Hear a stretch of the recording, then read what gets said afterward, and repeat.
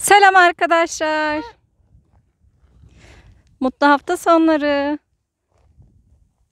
Biz de böğürtlen yemeye geldik.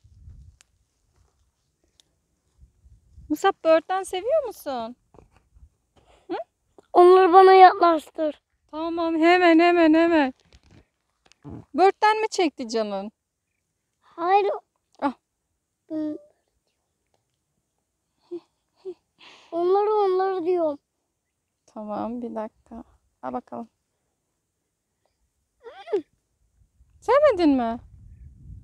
Oradakileri istiyorum. Buradakileri. Hı. Ama bunlar dikenli. Eline batar. Özür dilerim.